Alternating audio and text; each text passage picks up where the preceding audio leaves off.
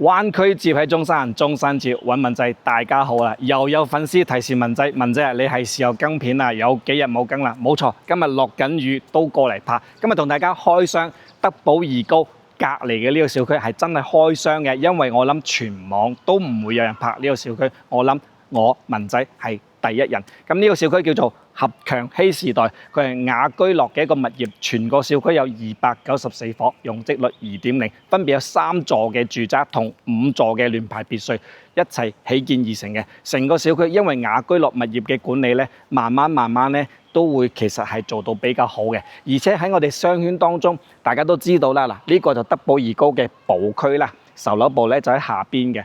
咁其實呢個區咧，相對左右都係10年來嘅一個次新樓。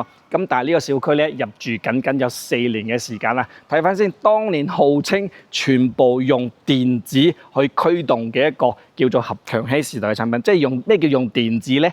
你入門口會刷臉啦，你入門口會嘟卡啦，你用手機可以掃二維碼入去啦，可以令到唔會有保安或者物管去負責去人工去做呢件事嘅一個叫做電子類產品。當年開盤一掃而空嚇，非常之火爆。咁呢一個咧就係呢個小區嘅花園，花園唔大。講真，如果若然真係針對唔需要我大型屋苑，我又方便，因為呢度出去到 Coco City， 而家叫天逸匯啦，我諗都係20分鐘嘅步行時間。咁呢個配套咧都相當好嘅，同德寶怡高或者澳豐天源複製係同一個區域嚟嘅。但係若然我又唔需要好高嘅密度、好高嘅人數、好高嘅住戶，係咪先？少啲住戶都好乾淨企理啲，唔需要咁垃圾咁複雜。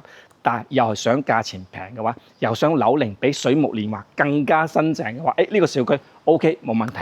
佢咧總共咧今日拍嘅2條片咧，第一條咧就100萬嘅，咁就110平多少少，4房，仲有南北對流雙陽台，前後雙陽台都係無敵景觀嘅。第二套房咧就90多平，3房2衛，咁總價咧係90萬啫，咁都係大精裝。而呢個位置第二套咧，我哋係睇唔到，但係第二套嘅主露台嘅景色，開揚度遠勝第一套。佢雖然係低樓層咁所以雖然睇唔到，但我片尾都會話俾大家知嘅。咁你睇下，我哋講到呢一度咧，就差唔多行完呢個小區啦。不過唔緊要主要因為頭先講咗啦，密度唔需要太高，又想同朋友住得近，因為可能買咗澳豐啦，買咗德寶啦。最重要貪個性價比嘅，也許會有啲粉絲朋友會擔心終身嘅樓價嘅問題，我唔需要攞太多錢、太多嘅預算。咁你100萬內主題啦，有咩揀？100萬到底有咩得揀？4年樓，我哋上去一探究竟。咁呢個就係入戶嘅一個電梯啦。咁電梯當中咧係有冷氣嘅，同埋佢係雅居樂嘅物業嚇。咁雅居樂物業搬喺呢度咧，即刻將呢個小區拉到高大上少少。咁呢個係貨 lift 嚟嘅。咁再睇翻啦，大堂就咁嘅樣。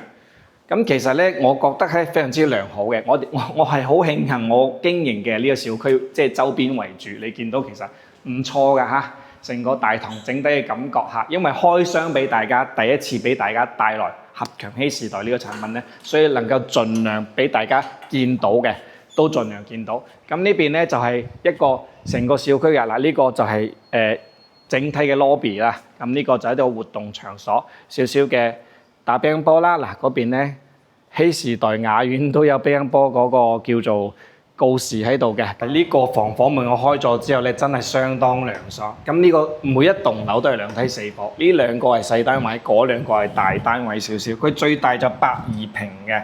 咁大家睇翻先，4年左右嘅樓，雅居樂嘅物業嚇，相當之嚴謹。咁我哋就拍緊係呢一伙，呢邊仲有一伙嘅。咁你一入嚟咧就會見到靚景啦，同埋佢冇乜遮擋嘅。其實呢種設計都唔錯喎。如果夏天熱嘅時候咧，我出嚟呢個位置咧都係相當涼爽嘅。咁我哋入去睇睇情況。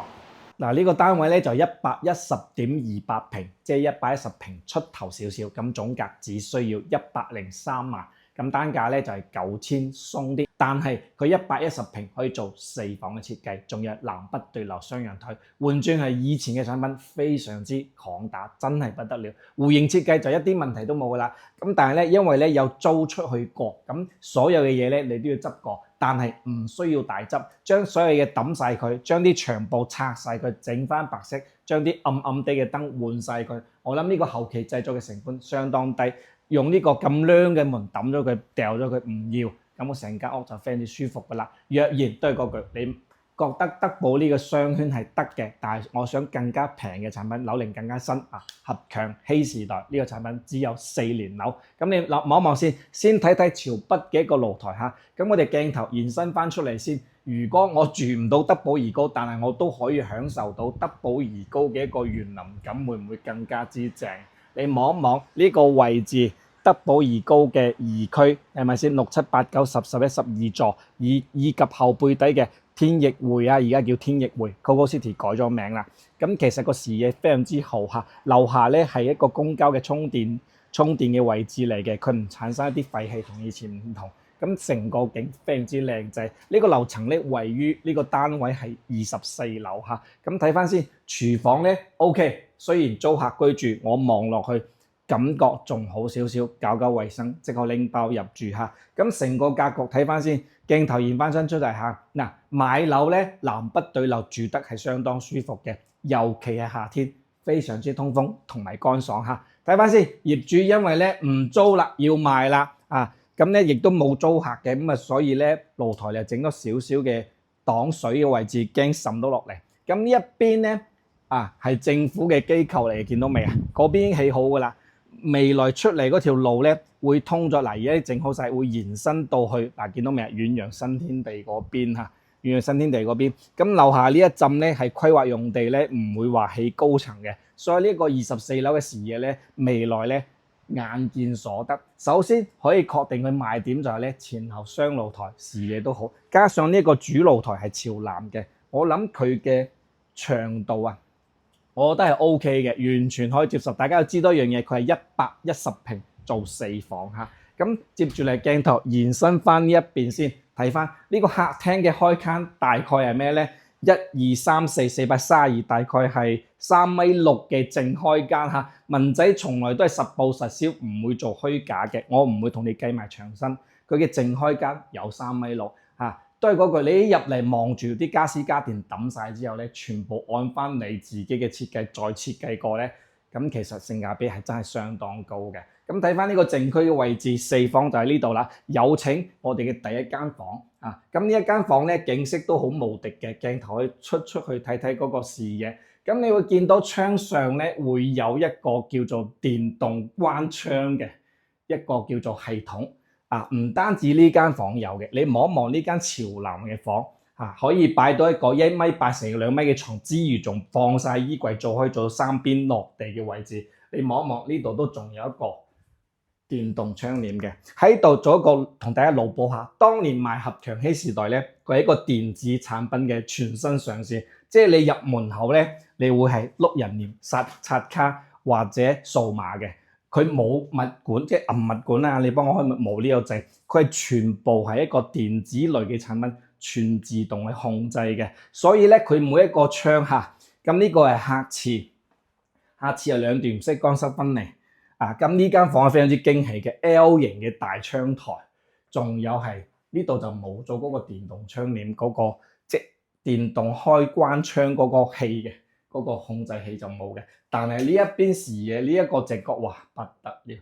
講真嗰句好清楚，我諗呢一間房作為一個辦公區啦、學習區啦、炒股房啦、麻雀室啦或者一啲健身運動嘅功能房啦，我諗係非常之一流嘅。佢細節到就係咩咧？你唔好睇呢間屋只有3棟樓加少少別墅，佢屋檐都幫你起好晒，見到未？呢度有個屋檐專門騰咗落嚟少少，樓下都有嘅，見到未？咁至起碼你喺滲水呢一 part 咧，有屋檐個水就往落滴，你見到未？呢排成日都落雨，佢唔會有任何滲水嘅跡象啊！呢樣嘢做得係比較好，呢度都有，呢度都係有嘅。頂樓26，呢套24，叫做鳳凰樓。呢一啲採光就真係完全不得了啦！咁鏡頭再過嚟主人房。主人房咧係一個套間嚟嘅，咁咧嗱講真有居住痕跡，因為租客唔係好愛惜，抌咗佢啦，或者啲擦乾淨佢啦，係咪先？呢個唔啱可以抌咗佢嘅，啱啱夠嘅個格局咁再睇翻嚟呢一邊，佢呢張床就2米乘2米嘅，喺香港嘅 king size 當中嘅再 king size，加埋冧衣櫃啦，再望一望呢個景色 ，OK 嘅床頭擺嗰度一絕啦，冇到問題。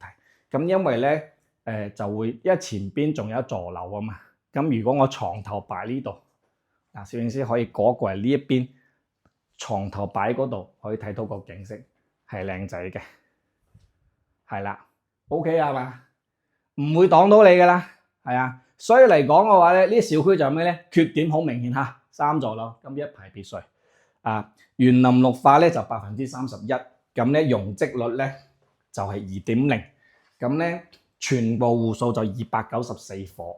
咁若然你中意呢個區，又中意唔多人，又想近翻自己，譬如你朋友買咗德寶啊，親戚買德寶啊，買咗遠洋啊，咁佢又行翻 Coco 近嘅，咁呢啲位置咧其實係 OK 嘅。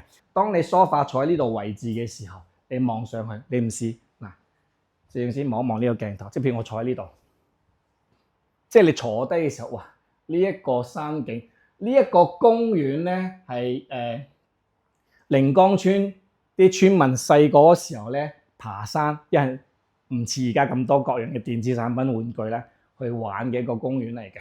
咁呢一個公園咧，再腦補少少，呢一個政府機構後背底呢個公園咧，因為澳豐天譽後邊咧嗰座山係同一座嚟嘅，咁佢而家起緊公園，已經做緊嘢㗎啦，係因為咧建發會喺澳豐天譽嗰一陣地。吉地長橋嗰陣地咧，會係一個4代宅，而且呢4代宅聽聞係會出細面積嘅，所以咧佢焗住政府而家已經起緊公園啦。我有個口頭禪，佢會起，唔知幾時起，但係呢一刻唔會，佢真係起緊。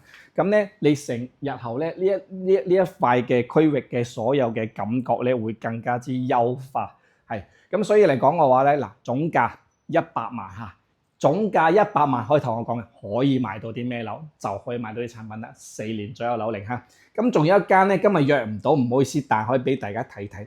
咁就94.5平，3房2廁。如果按視野咧，開闊度咧，採光度比呢間仲要靚啊，比呢間仲要靚。咁俾大家睇，因為約唔到啊，唔好意思啊。咁咧，佢呢一邊咧係睇出去咧。係非常之開揚嘅嚇，非常之開揚。呢個就金色連環，呢個就澳豐天譽嗰座山堤公園後背底澳豐天譽，見到未啊？呢個單位咧 OK 嘅呢個產品。咁總價幾錢咧？90萬，呢個係靚仔嘅我啦。90萬呢個總價，2套產品嚇，合強禧時代，歡迎大家點歌文仔團隊，文仔過嚟都非常之近咧，可以專門去探討下。今日真係可以開箱下我哋小區我哋公司附近嘅未同大家拍過嘅產品，我諗全網嘅博主應該得我一個拍嘅啫。希望我俾大家嘅產品可以幫到大家，或者更新到大家嘅信息同知識。希望呢一套貨係你嘅菜。點講文仔？文仔等你。